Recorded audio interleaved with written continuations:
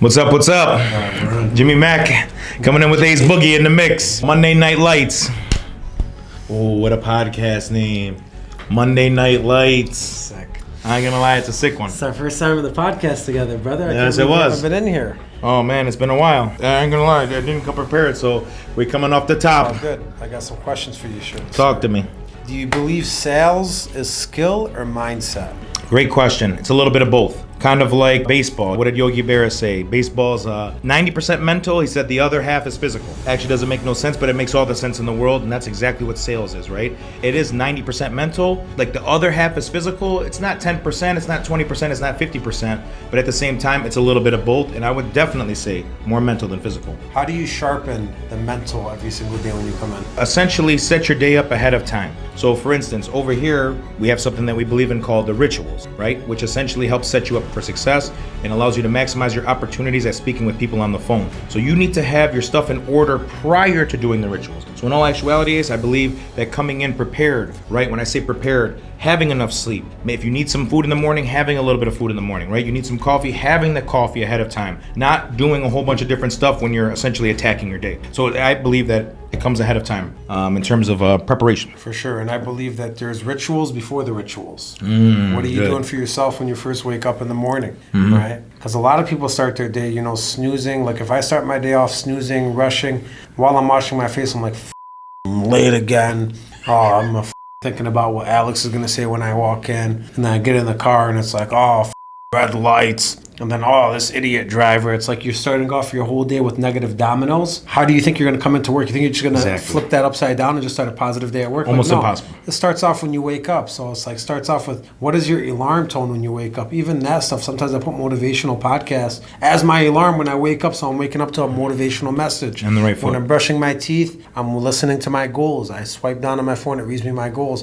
When I get in the car with Eli, I'm having an intellectual conversation with him. Sick. Trying to get him ready for the day. Then when I'm coming here, I'm making phone calls to people who sometimes I've taken phone calls in the morning from somebody I probably shouldn't have taken that phone call from. Yeah. Where it's like somebody where they're going to shit on your mindset and you still take that call and it's like, oh shit, someone just dumped a pile of shit on my head. Yeah. Now I got to start my day. So even blocking those calls out and even taking calls or listening to something that's only going to impact you in a positive way at your day, I think that's important as well. Exactly. 100%. 100%, my brother. Mind over matter. If I listen to your last sales call, would I hear confidence or desperation? You would definitely hear confidence. Reason being is you got to be able to steer the client in the right direction. And if things start going haywire inside of the call, or if the client's goals are in a way that don't lead you directly into a sale, you have to have enough confidence to lead the client into the sale. Like the client that I just got off the phone with initially wanted roughly $15,000.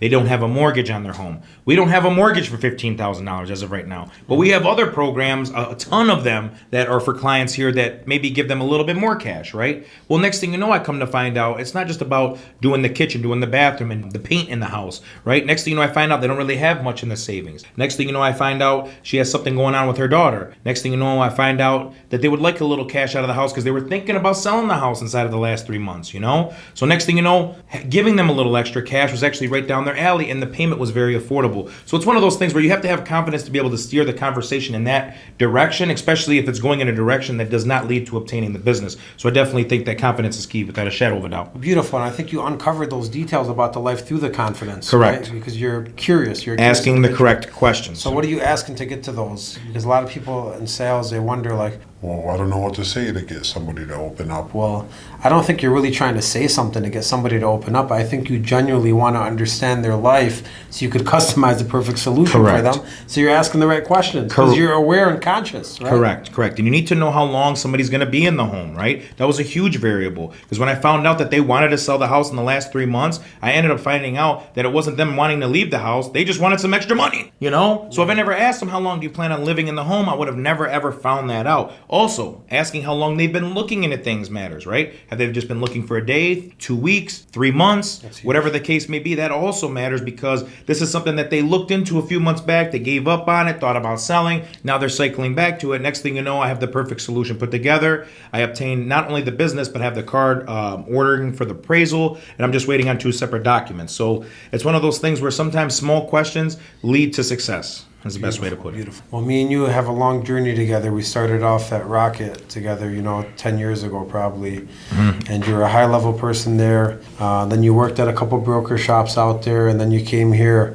What's the difference here and everywhere else you were? What are the advantages you find here, and why should other people join us? Great question, Alex. First things first, leadership, right? You need to have, the people in place here to help guide you in the right direction, not only from a business standpoint, but from a day in, day out structural standpoint. When I say structural, it's not just about helping out with sales or telling you what to do, but it's about somebody being able to lay a foundation to have you become consistent, right? Which ultimately leads to success. So leadership, I would say, is first thing. Also, resources. What do we have here that separates us? We have, I don't mean to say unlimited resources, but we almost have unlimited resources in terms of the amount of actual providers that we have access to. Gives us the ability to help out almost anybody. And then also, given the size of our brokerage, this allows us to leverage our size with every other lender in America so that they're giving us their best rate sheet. And ultimately, if they even want to have a chance of getting our business, they have to give us their best rate sheet, or else we're not going to work with them. Yeah. Period, end of discussion. So the resources is number two. And then ultimately, I would say it's your opportunity to grow. Because inside of the structure here, there's multiple ways to go. Whether you go leadership, whether you go maximizing income, whether you go independent, whatever the case may be, there's ways to go inside of your business. So between leadership, between the resources, between avenues, Takers Brokerage is it. Yeah, and you got a pretty impressive profit and loss. We were looking at it today. All big, clean boys. Jimmy Mack. You started off retail. You're very close to independent. Where do you see yourself going from here? Do you see yourself going as an independent route, making majority compensation on every deal, paying for your own leads, doing your own thing? Or would you rather see yourself as a defensive coordinator, running a team, running trainings, and building the organization? That's a great question. In all actuality, I mean, obviously I don't mind, helping out and giving back and doing all of that. But the concept of being able to run and potentially close anywhere from, call it 30 to 50 loans a month, I don't know. To me, seems very, tantalizing in the grand scheme of things because of the fact that, there's not only a ton of opportunity, but there's only going to be more opportunity as time goes on, right? Yeah. That's kind of how I look at it. There's just going to be so much opportunity that you have to have soldiers in the field. You got to have somebody rolling the boat. That's kind of how I look at it. And I don't know if I'm going to be able to pass that up when push comes to shove. And in all actuality, too, a lot of those little dink-or-donk situations, I'm not a big fan of those personal loans and stuff like that. I don't like doing that. If we're going to do business, we're going to do a nice, good, clean, structured loan that's going to set you up for success in the future in regards to making it a lot easier to deal with. Because when you're dealing with different liens, different payments, now there's more late payments, there's a lot more, crossed wires, if you will, and it makes it harder for these clients to deal with it down the road, or you're almost forcing them into financing down the road. Where to me, let's cover the base now so that in 6, 12, 18, 24 months, we're not at square one,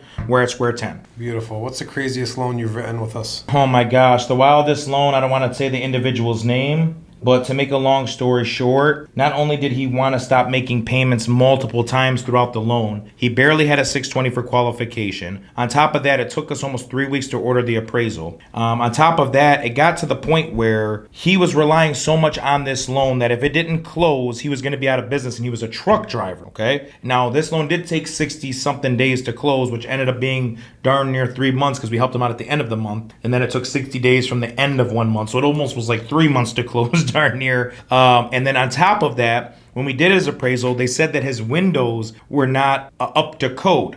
He ended up having a receipt from 2020 where he paid $16,000 for up to code windows. He just wanted as small as windows as humanly possible. Why? For insulation purposes. So it insulates better, saves him more money. I ended up having to work through that with a friend of one of our big companies here. We worked through that situation, and then on top of that, he's just one of those guys where he wasn't essentially he wasn't trying to make payments. He had windows that was not up to code. It took almost a month to order the appraisal. He was a truck driver that was never at home, hard to get documents. So to me, that was one of my better loans because there was just so much stuff that I was juggling, and I was actually able to close the client and pretty much saved his business and helped him out exponentially, and it was just a rate and term. I wasn't even giving him a bunch of cash. I just saved him $130 a month, literally helped him stay in business and stay afloat. So to me, loans like that really go a long way. See, that's what I'm talking about, and that's a true loan that not a lot of people could tell stories like this.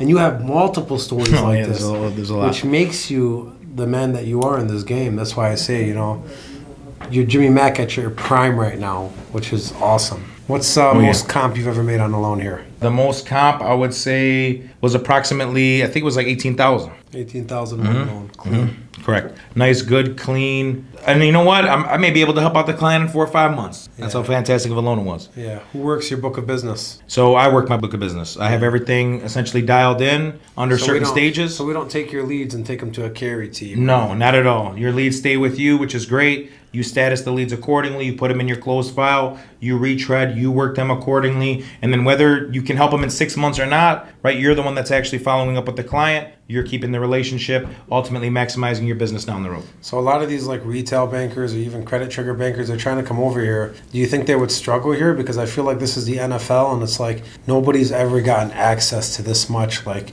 these people are used to like a little hole in the wall menu. I'm saying like a hole in the wall restaurant with a menu with like, small menu items. Here are 3 prime sandwiches and here's an out of the box one and here's 1 appetizer and here's your 3 pops to choose from. You come over here, we're giving them the Cheesecake Factory. Literally the whole menu. It's overwhelming. Correct. So do you think these people are ready to come here or what could we do to help prepare them? Great question. That's a yes or no answer. Reason being is it depends on how high level you are. And I say that because if you're just a basic salesperson that just solely relies on miscellaneous talent to get some deals, this may not be the place for you. But if you're somebody that actually like has a grasp of your sales style as well as has the knowledge that's necessary to adapt and evolve and learn, then you can be very successful because now, say out of every 10 clients, instead of you helping 1 or 2, whatever out of those 10 possibly, now you have the opportunity to help 3 or 4 out of those 10 possibly, right? Yeah. So now your conversion goes from 10 or 20%, whatever, or less, to of course double to triple to quadruple that potentially. And that's not even talking about reverse mortgage situations. Yeah. That's not talking about bank statement second situations. That's not talking about DSCR like random scenarios or purchase or whatever the case may be. This is just regular old scenarios. Construction, commercial.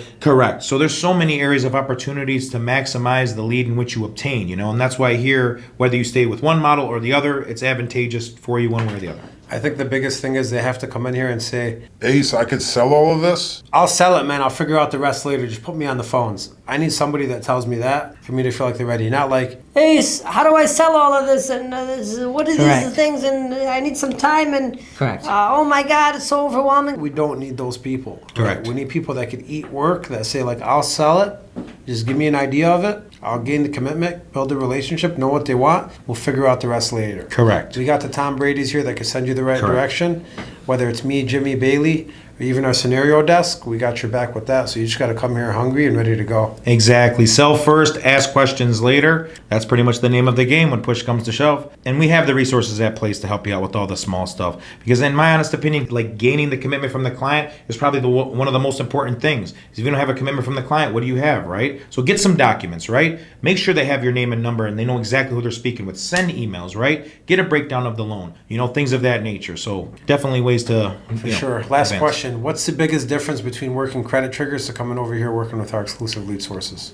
Great question. So credit triggers is definitely repetitive. It's as if you're hitting your head against the table over and over and over again. When you're on this side of the fence, it takes real sales because you're talking about follow-up, right? You're talking about strategy. You're talking about emotional, I don't mean to say emotional texts, but texts that actually like come from the heart, right? That actually have thought behind them. Not just, hey, available this evening, or hey, rates are 3.99, or whatever the case may be. So it actually takes thoughts, right? And it takes a little strategy, a little technique. It's real sales in my honest opinion, right? You can get sales via email, things of that nature. Sometimes I just originated a lady this month. It took me from May, I think we obtained her information May 24th. And it took me months for me to even get to the point to speak. But guess who ended up being the one to speak to? It wasn't the guy I was trying to speak to. It was his wife. Finally, I got the email from the wife on when to speak and when she's available. The wife was the one that made the final decision, sent all the docs. She was the one that pushed the loan to be signed. And it took 2.5 months just to get a hold of the wife. But once I got a hold of the wife, it was all right, And next thing you know, we're doing business. So sometimes it takes a while just to get a hold of the right person, right? That's this side of the fence.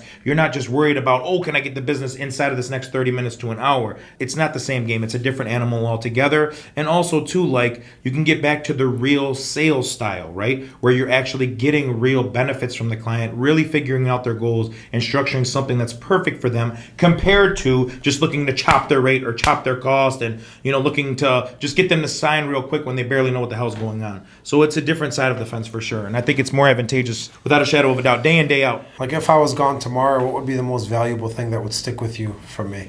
I say that's a loaded question because there's a lot to take from you, Ace, in the grand scheme of things. It could be effective time. You got to be effective with your time, right? Show me your rituals and I'll show you your life, right? Meaning like the structure of your day is very important in addition to being effective with your time. Because you can be effective with your time all you want, but if you're all over the damn place, even if you're working, dialed in, you may not, be going down the path straightly. But then there's also the whole, right, crack the egg and ride the wave, Ace is the one that created that, right? You gotta crack the egg to ride the wave, That's extremely important. You gotta know what the hell the client is talking about, So it's a combination of a few things. Be effective with your time, be structured with your time, and then also do what you need to get the sale, And also being able to adapt to your clients. That's number 4, I would say. Meaning if you have a client on the phone that's, maybe taken advantage of in the past, maybe you want to be very empathetic, right? If you have a client that likes to joke around, crack jokes, be silly. Crack jokes, joke around, right? You have somebody who's got a bunch of kids in the background, a mom going to soccer practice, right? Build rapport with the soccer mom, You don't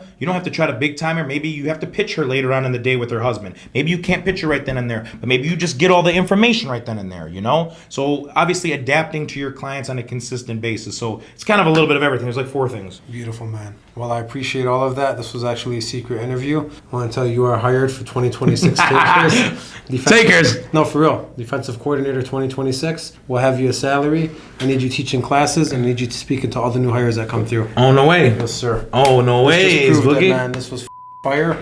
We need you talking to our guys. Thank you, sir. Oh, no way. Secret interview, huh, bud? Yes, sir. Jimmy Mac Rogers.